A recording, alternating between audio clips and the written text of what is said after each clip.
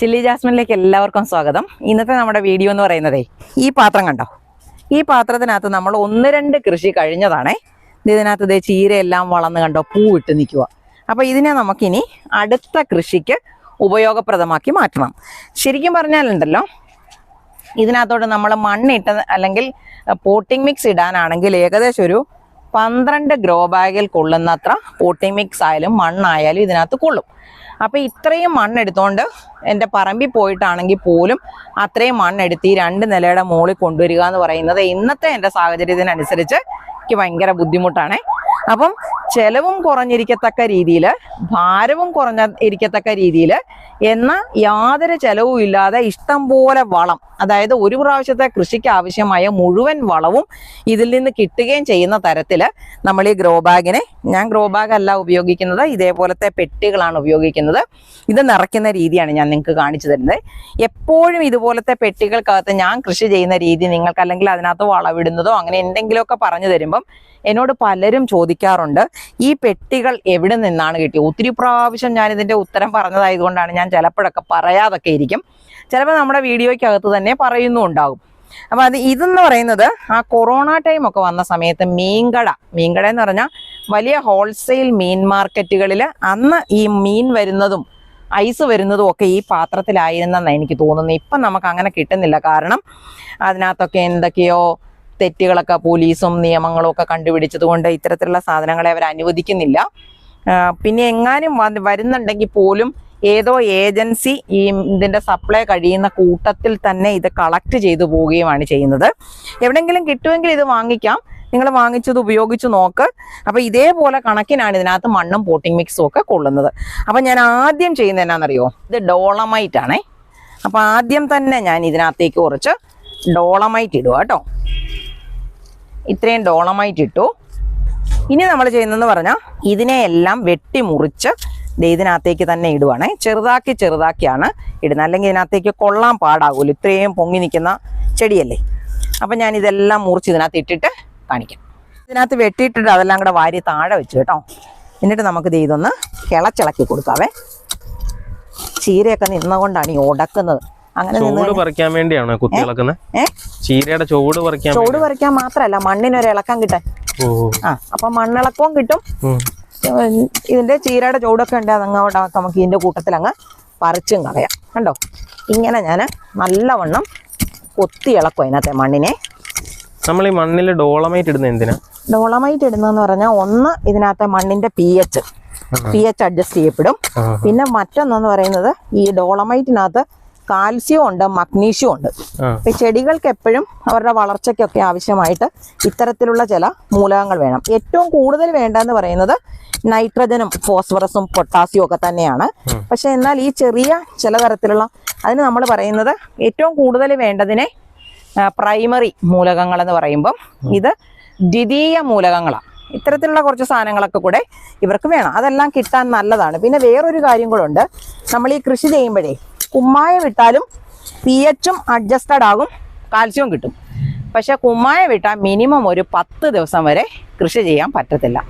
അതേസമയം നമ്മൾ ഡോളമൈറ്റ് ആണ് കൊടുക്കുന്നതെങ്കിൽ അന്നേരം തന്നെ നമുക്ക് ആ കൂട്ടത്തിൽ തന്നെ ഇതൊക്കെ സെറ്റ് ചെയ്തതിന് ശേഷം ആ കൂടെ തന്നെ ചെടി നട്ടാലും കുഴപ്പമില്ല. അപ്പം എന്തേ മണ്ണൊക്കെ നല്ലപോലെ ഇളക്കിയിട്ടുണ്ടേ. മൊത്തം ഞാൻ മണ്ണ് ഇളക്കി. എന്നിട്ട് ഇത് ഇതിനകത്തോട്ട് നിരത്തി കൊടുക്കുവാണേ. എന്നിട്ട് നമ്മളിതേ മുറിച്ച് വെച്ചില്ലേ, അതും കൂടെ ഇതിനകത്തേക്ക് ഇട്ടേക്കാം. കണ്ടോ, ഇതെല്ലാം ഇതിനകത്തേക്ക് ഇട്ടു. ഇനി നമ്മൾ ഇതിൻ്റെ മുകളിലോട്ട് ചെയ്യുന്നതെന്ന് പറഞ്ഞാലേ കുറച്ച് ചകിരിത്തൊണ്ടാണേ. കണ്ടോ, ഇങ്ങനെ നമ്മളങ്ങോട്ട് ഇട്ട് കൊടുക്കും. അത് നമുക്ക് പറ്റുന്നത്ര നമ്മുടെ കയ്യിലുള്ളതുപോലെ നമുക്ക് ചെയ്യാം. തേങ്ങാത്തൊണ്ട് ഇങ്ങനെ ഇട്ട് കൊടുക്കുന്നതിൻ്റെ ഒരു ഗുണമെന്ന് പറഞ്ഞാൽ ഒന്ന് മണ്ണിന് ഇളക്കം ഉണ്ടാക്കി കൊടുക്കും, അതുപോലെ അധികമായി വരുന്ന വെള്ളത്തിനെ അവരിവിടെ പിടിച്ചു നിർത്തും. ഈ ടെറസ് പോലെ ഭയങ്കര ചൂടുള്ള സ്ഥലത്തല്ലേ ഞാൻ കൃഷി ചെയ്യുന്നത്. ഇപ്പം എവിടെയാന്ന് പറഞ്ഞാലും ചെടികൾക്ക് ഏറ്റവും കൂടുതൽ കിട്ടേണ്ടതെന്ന് പറയുന്നത്, നന്നായി ആവശ്യാനുസരണം കിട്ടേണ്ടത് വെള്ളമാണേ. വെള്ളത്തിൻ്റെ കുറവ് വന്നു കഴിഞ്ഞാൽ നമ്മൾ എന്നെ വളം കൊടുത്തെന്ന് പറഞ്ഞാലും ചെടി നല്ല പോലെ വളരത്തില്ല. അപ്പം നമ്മൾ ഇതൊക്കെ ഇട്ട് കൊടുത്തു കേട്ടോ, ചകിരിത്തൊണ്ട് ഇട്ട് കൊടുത്തു. ഇനി നമ്മൾ ചെയ്യുന്നതെന്ന് പറഞ്ഞാൽ ഇതിൻ്റെ മുകളിലോട്ട് ഇത് ഉണങ്ങിയ പുല്ലാണേ, കുറച്ച് പുല്ലിട്ട് കൊടുക്കും. പുല്ലോ കരിയിലയോ അങ്ങനെ നിങ്ങൾക്ക് ഇഷ്ടമുള്ളത് കൊടുക്കുക. ഇതിപ്പോൾ ഇവിടെ പുല്ലുള്ളത് കൊണ്ട് ഞാൻ പുല്ലിട്ട് കൊടുക്കുക. അപ്പം അത് ഇത്രയും പുല്ലങ്ങോട്ട് ഇട്ട് കൊടുത്തു. കണ്ടോ, ഇതെല്ലാം തന്നെ വെള്ളം വീഴുന്ന അവസരത്തിൽ അവിഞ്ഞു താഴുന്ന സാധനങ്ങളാണ് കേട്ടോ. എത്ര ഇട്ടെന്ന് പറഞ്ഞാലും കാര്യമില്ല. നമ്മൾ എപ്പോഴും ഇങ്ങനെ ജൈവ സാധനങ്ങളൊക്കെ കൊടുത്ത് ഇതുപോലത്തെ പച്ചയുള്ളത് വന്നു കഴിഞ്ഞാൽ തിരിച്ചിട്ടു കേട്ടോ. പച്ച അധികം മണ്ണിൻ്റെ മുകളിൽ അല്ലെങ്കിൽ ഏറ്റവും മുകൾ ഭാഗത്ത് വരുന്നിടത്ത് പച്ച സാധനം ഇല്ലാത്ത പോലെയേ ഇട്ട് കൊടുക്കാവുള്ളേ. ഇത് ശരിക്കും ഒരു തണുപ്പ് കാലത്ത് വളരുന്ന ചെടിയല്ലേ, ഇതെന്താ ഇപ്പോഴും? ഇതുണ്ടാവും, നല്ലോണം വെള്ളം കൊടുത്താൽ മതി. ഇനി ഇതിൻ്റെ മുകളിലോട്ട് ഞാൻ ചെയ്യുന്നത് എന്നാണെന്നറിയോ, ഇത് നമ്മുടെ അടുക്കളയിലുണ്ടാകുന്ന പച്ചക്കറി വേസ്റ്റുകളാണ്. ഈ പച്ചക്കറിയുടെ അരിയുമ്പം വരുന്ന തൊലിയും നാരങ്ങാത്തൊണ്ടും മുട്ടത്തോടും അങ്ങനെയുള്ള സാധനങ്ങളെല്ലാം ഇതിനകത്ത് വരും. പഴത്തൊലിയും ഒക്കെ വരും കേട്ടോ. അതുപോലുള്ള സാധനം മുട്ടത്തോടുണ്ട്. ഇതുപോലെ കുറച്ച് കണ്ടോ, തണ്ണിമത്തൻ്റെയും ഉള്ളിത്തൊലിയും അങ്ങനത്തെ സാധനങ്ങളൊക്കെയാണ് വരുന്നത്. എന്നാ ഉണ്ടെങ്കിലും കുഴപ്പമില്ല, അങ്ങനത്തതെല്ലാം നമുക്ക് ചേർക്കാം. ഇനി ചിലതൊക്കെ ആണെങ്കിൽ ഇതിനകത്തുനിന്ന് തൈകളൊക്കെ കിളുത്ത് വരും നമ്മൾ ഇത്തരത്തിലുള്ള വേസ്റ്റൊക്കെ ഇട്ട് കൊടുക്കും. അപ്പം നമുക്ക് വേണ്ടതാണേ നിലനിർത്താം, വേണ്ടാത്തതാണേ നമുക്കതിനെ അങ്ങ് കളയാം. അപ്പം ഇത്രയും നിറച്ചുണ്ടല്ലോ എന്നൊന്നും നമ്മൾ ഓർക്കേണ്ട കാര്യമില്ല. ഇതിൻ്റെ മുകളിലോട്ട് ഞാൻ ഇട്ട് കൊടുക്കുന്നത് ഈ ഉണങ്ങിയ കരിയിലയാണേ. കണ്ടോ, അപ്പം നമ്മൾ ഇട്ട് കൊടുത്ത ആ പുല്ലിൻ്റെ ഭാഗങ്ങളാണേലും ഇതുപോലെ കരിയിലയാണേലും ഒക്കെ താഴേക്ക് അവിഞ്ഞിരിക്കുന്ന സാധനങ്ങളാണ് കേട്ടോ. കണ്ടോ, ഇങ്ങനെ നമ്മൾ കരിയിലയൊക്കെ ഇട്ട് കൊടുത്തിട്ട് ഇനി ചെയ്യുന്നത് എന്നാണെന്നറിയോ, അത് ഇതുപോലെ പറ്റുന്നത്ര കരിയില ഇട്ട് കൊടുക്കാം.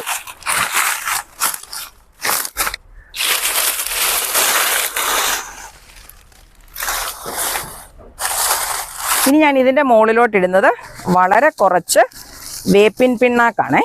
കണ്ടോ, വേപ്പിൻ പിണ്ണാക്ക് ഒത്തിരി ഇടരുത്, വേപ്പിൻ പിണ്ണാക്കിന് ചൂടുള്ളതാണ്, അപ്പോൾ കുറച്ചേ ഇടാവുള്ളൂ. പിന്നെ ദേ ഇതിൻ്റെ മുകളിലോട്ട് എല്ലുപൊടിയാണേ. എല്ലുപൊടി ഇച്ചിരി കൂടിയാലും കുഴപ്പമില്ല കേട്ടോ. ഇത്രയും എല്ലുപൊടി ഇട്ടു. ഇനി ചെയ്യുന്നത് എന്നാണെന്നറിയോ, ഇനി ഇത് കണ്ടോ, ഇത് നമ്മളിവിടെ മണ്ണ് നിറയ്ക്കുമ്പം മിച്ചം വരുന്ന മണ്ണ്, വെറും മണ്ണല്ല, മണ്ണും ചകിരിച്ചോറും ചാണകപ്പൊടിയും ഉമിയും ഇത്രയും സാധനം ചേർത്ത് മിച്ചം വരുന്നതിനെ ഇങ്ങനെ കൂട്ടി വെക്കുവേ. അപ്പം ഞാൻ ഇതിൻ്റെ എനിക്ക് ഇത്ര എടുക്കാൻ വലിയ പ്രയാസം ഇല്ലാതെ എടുക്കാൻ പറ്റുന്നുണ്ട്, കാരണം ഇതിനകത്ത് മണ്ണിൻ്റെ അളവ് കുറവാണ്. അപ്പം ഞാൻ ഈ മണ്ണ് ഇതിൻ്റെ മുകളിലോട്ട് ഇട്ട് കൊടുക്കുവാണേ. ഇങ്ങനെ മണ്ണിട്ട് കൊടുക്കുമ്പോൾ ഉണ്ടല്ലോ, നമ്മളിപ്പോൾ ഇതിൻ്റെ അടിയിൽ ഉണങ്ങിയ ഇലയൊക്കെയല്ലേ ഇട്ടിരിക്കുന്നത്, ആ ഉണങ്ങിയ ഇലയൊന്നും കാറ്റടിച്ച് പറന്നു പോകാതെ ഇരിക്കും. ആ കരിയിലേക്ക് നല്ല പോലെ നമ്മൾ വെള്ളം ഒഴിച്ചു കൊടുക്കുമ്പം നനവ് നിന്നിട്ട് അവർക്ക് പെട്ടെന്ന് അഴുകി ജീർണിച്ച് വളമായിട്ട് മാറാനും പറ്റും. നമ്മൾ ഇട്ട് കൊടുക്കുന്ന മണ്ണും കുറഞ്ഞു കിട്ടും. കണ്ടോ, ഇപ്പോൾ ഒരു അരപ്പാത്രം ഇട്ടപ്പോൾ അത്രയായി. ബാക്കി ഞാൻ കുറച്ചും കൂടെ ഇട്ടിട്ട് നിരത്തി കൊടുക്കാം. കണ്ടോ, ഇങ്ങനെ അങ്ങോട്ട് ഇട്ടിട്ട് ഈ കരിയിലയുടെ എല്ലാം മൂടി വരത്തക്ക രീതിയിൽ ഇതുപോലെ മണ്ണിട്ട് കൊടുക്കും കേട്ടോ. ഇങ്ങനെ അങ്ങോട്ട് ഇട്ട് കൊടുത്ത് അപ്പോൾ കരിയിലയെല്ലാം മണ്ണിൻ്റെ അടിയിലായി, അല്ലെങ്കിൽ അത് കരിയിലയുടെ ഏതെങ്കിലും ഭാഗത്ത് ഈ മണ്ണിൻ്റെ ഒരു സാന്നിധ്യം കാണും, കാറ്റടിച്ചാലും ഒന്നും പോകത്തില്ല കേട്ടോ. അപ്പോൾ ബാക്കിയും കൂടെ അപ്പം ഒരു ഗ്രോ ബാഗ് മണ്ണ് കൊണ്ട് നമ്മുടെ കാര്യം നടക്കുകയും ചെയ്തു. കണ്ടോ, ആവശ്യത്തിന് മണ്ണ് ഇതിനകത്ത് കിട്ടുകയും ചെയ്തു, വളവും കിട്ടി, നമുക്ക് ഒത്തിരി മണ്ണ് ഉപയോഗിക്കേണ്ടിയും വന്നില്ല. ഇതിനകത്തെന്ന് പറഞ്ഞാൽ ഇപ്പം നമ്മൾ ഈ രീതിയിലാണ് പോട്ടിംഗ് മിക്സ് നിറച്ച് കൃഷി ചെയ്യാൻ ഒരുങ്ങുന്നതെങ്കിൽ ഈ ഒരു വിളവിന് ഇനി യാതൊരു വളവും പ്രത്യേകിച്ച് കൊടുക്കേണ്ട കാര്യമില്ല. അതിനാവശ്യമായ കംപ്ലീറ്റ് വളവും നമ്മൾ ഇതിനകത്ത് കൊടുത്തു കഴിഞ്ഞിട്ടുണ്ട്. കണ്ടോ, ഇനി ഞാൻ ചെയ്യുന്നതെന്ന് പറഞ്ഞാൽ ഇതൊന്ന് നനച്ചു വെക്കും, നല്ല ലെവലിലാക്കി നമുക്ക് നനച്ചു വെക്കാം.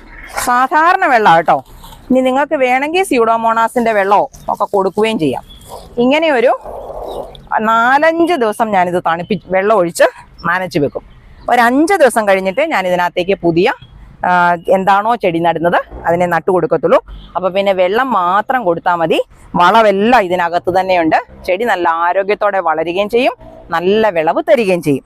ഇതേപോലെ നിറച്ചു വെച്ചിരിക്കുന്ന മണ്ണ് ഞാൻ കാണിക്കാവേ. ഈ പാത്രം കണ്ടോ, ഇതിനകത്തും ഞാൻ ഇതേപോലെ തുളുമ്പെ ഇലയും കരിയിലയും അതുപോലെ എല്ലാ കാര്യവും മണ്ണും എല്ലാം കൂടി ഇട്ട് കൊടുത്തതാണേ. നമ്മൾ ഇതേപോലെ കിച്ചൺ വേസ്റ്റ് കമ്പോസ്റ്റും കരിയിലയും അങ്ങനെ ഉണങ്ങിയ ഇലയും പുല്ലും ഒക്കെ ഉപയോഗിച്ച് കൃഷി ചെയ്യുമ്പോൾ എപ്പോഴും പാത്രം നിറയെ നമ്മൾ നിറയ്ക്കണം. കാരണം ഒരാഴ്ചത്തെ വെള്ളമൊഴി കൊണ്ട് തന്നെ ഇതേപോലെ ലെവൽ താഴും. കണ്ടോ, ഇനിയും ലെവൽ താഴും. അപ്പം നമുക്ക് മണ്ണും വളവും ഒക്കെ കൂടെ കൊടുക്കണമെങ്കിൽ, അല്ലെ മണ്ണ് മാത്രമാണെങ്കിലും കൊടുത്ത് അതിൻ്റെ ലെവലിനെ നമ്മൾ ഉയർത്തിയെടുത്താൽ മതി. ഇനിയിപ്പം ഞാൻ ഈ ചെടി അതിനകത്തോട്ട് നടാൻ പോവാണേ. ഇത് മുളകാണേ. അപ്പം നമുക്ക് ഇതിനകത്തൊന്ന് ഊരിയെടുക്കാം. കണ്ടോ, വേരൊന്നും പൊട്ടിപ്പോകാതെ നമുക്ക് കിട്ടും. പിന്നെ നല്ല വെയിൽ കിട്ടുന്നിടത്ത് തന്നെയാണ് മുളക് നന്നായിട്ട് വളരുന്നത് കേട്ടോ. മുളക് നടുന്നതിന് മുമ്പേ ഉറപ്പായും ഡോളമൈറ്റ് മണ്ണിൽ ചേർത്തിരിക്കണം. എങ്കിലേ നമുക്ക് മുളക്, തക്കാളി, വഴുതന പോലെയുള്ള സാധനങ്ങളൊക്കെ ഈ വാട്ടരോഗമൊന്നും പിടിച്ച് നഷ്ടപ്പെട്ടു പോകാതെ നമുക്ക് കിട്ടത്തുള്ളൂ കേട്ടോ. അപ്പം ഞാൻ ഇതുപോലെ ഒരു പാത്രത്തിനകത്ത് എപ്പോഴും ഞാൻ നടുന്നത് 6 എണ്ണമാണേ. ഇതിപ്പോൾ 6 എണ്ണമാണ് ഉള്ളത്. കണ്ടോ, ഇങ്ങനെ നമ്മൾ മുളകിനെ നട്ടു കൊടുക്കും. ഇനി ഇച്ചിരി കരിയില ഇട്ട് കൊടുക്കുവാണെങ്കിൽ നല്ലതാണ്. നേരിട്ട് ആ ചൂട് ഇതിന് കിട്ടാതിരിക്കും. ഭയങ്കര ചൂടല്ലേ. നിങ്ങളുടെയൊക്കെ സ്ഥലത്ത് മഴ പെയ്യാനൊക്കെ തുടങ്ങിയോ? ഹൈ റേഞ്ചിലൊക്കെ ഉള്ളവർ പറയുന്നുണ്ട് ഇടയ്ക്കിടയ്ക്ക് അവിടെ മഴ കിട്ടുന്നുണ്ടെന്ന്. നമുക്കിവിടെ മഴ കിട്ടുന്നേ ഇല്ല കേട്ടോ. അപ്പം ഞാൻ ഇതിൻ്റെ ഇടയിലോട്ട് കുറച്ച് ഉണങ്ങിയ ഇലയും കൂടെ വാരിയിട്ട് കൊടുക്കാവേ. ഈ നട്ട മുളകിൻ്റെ ഇടവഴി ഉണങ്ങിയ ഇല ഇട്ട് കൊടുത്തു. അപ്പം നേരിട്ട് ചൂട് മണ്ണിലേക്ക് തട്ടാതിരിക്കും. ഇത് ഒരു പ്രത്യേക ഇനം പേരയാണേ. കണ്ടോ, അങ്ങോട്ട് കിളുത്ത് വന്ന ഉടനെ തന്നെ പേരയ്ക്കാണ്ടായിരിക്കുന്നുണ്ടോ. ഇത് 1, 2, 3 ഉണ്ട് ഈ കമ്പയിൽ. 3, 2, 5, 5, 2, 7, 1, 8, 8, 10 പേരയ്ക്ക ഈ ചെറിയ ചെടിയെ തന്നെ ഉണ്ട് കേട്ടോ. ഇത് പഴുത്ത് പാകമാകട്ടെ, ഞാൻ നിങ്ങൾക്ക് കാണിച്ചു തരാം. നല്ലതാണോ എന്നൊക്കെ നമുക്ക് ഒരുമിച്ച് ടേസ്റ്റ് ചെയ്യുകയും ചെയ്യാവേ. ഇതിപ്പം നമ്മൾ കാണിച്ചു തന്നതുപോലെ നട്ടിരുന്ന മുളകാണേ. പൂ കുത്തി തുടങ്ങിയിട്ടുണ്ട് കേട്ടോ. പൂവൊക്കെ ആയി തുടങ്ങിയിട്ടുണ്ട്. അപ്പം ഞാൻ ശരിക്കും ഇങ്ങോട്ട് വന്നതെന്ന് പറയുന്നത് ഈ ചീരത്തണ്ട് മുറിച്ചെടുക്കാൻ വേണ്ടിയിട്ടാണേ. ഇപ്പോഴാണെങ്കിൽ നമുക്കത് തോരൻ വെക്കാൻ പാകത്തിനാണ്. കണ്ടോ, ഇന്ന് ഞാനിപ്പോൾ ഇത് മാത്രമേ ഉള്ളൂ വിളവെടുക്കുന്ന. 5-6 പയർ കിട്ടിയിട്ടുണ്ട്. അതിൻ്റെ കൂടെ ഇതും കൂടെ മാത്രമാണ് എടുക്കുന്നത്. കണ്ടോ, ഈ നിൽക്കുന്നത് ചൈനീസ് കാബേജാണേ. ഇത് കണ്ടോ, കൂടി തുടങ്ങി. കണ്ടോ, അവർക്ക് ഈ വെയിലാണെങ്കിലും കുഴപ്പമില്ല, ആവശ്യത്തിന് വെള്ളം കൊടുത്താൽ മതി, ഉണ്ടായിക്കോളും. ഒരു 3-4 ചൂടുണ്ട്. കണ്ടോ, ഇന്ന് നമ്മൾ നിറച്ചതുപോലെ ഗ്രോ ബാഗായാലും ഇതുപോലെ പാത്രങ്ങളായാലും പെട്ടികളായാലും നിറച്ച് നമ്മൾ പച്ചക്കറികൾ നട്ടുപിടിപ്പിച്ചാൽ നല്ല വിളവും കിട്ടും. നമുക്ക് പിന്നെ കാര്യമായ പരിചരണവും അവർക്ക് കൊടുക്കേണ്ട. വെള്ളം കൊടുത്തുകൊണ്ടിരുന്നാൽ മതി. വളം ഒരു പ്രാവശ്യം കൊടുത്തില്ലെങ്കിലും കുഴപ്പമുണ്ടാകുന്നില്ല. അപ്പോൾ ഇതേപോലെ നിങ്ങൾ ഗ്രോ ബാഗുകൾ നിറയ്ക്കണം. അതുപോലെ ഇതുപോലെ നമ്മൾ ചെടികളൊക്കെ നട്ടുപിടിപ്പിച്ച് അത്യാവശ്യം നമുക്ക് വേണ്ടുന്ന പച്ചക്കറികളൊക്കെ നമ്മളുടെ വീട്ടിൽ ഉണ്ടാക്കിയെടുക്കാനായിട്ട് ശ്രമിക്കണം. ഇതേപോലെ മറ്റൊരു നല്ല വീഡിയോയുമായി നമുക്ക് അടുത്ത ദിവസം വീണ്ടും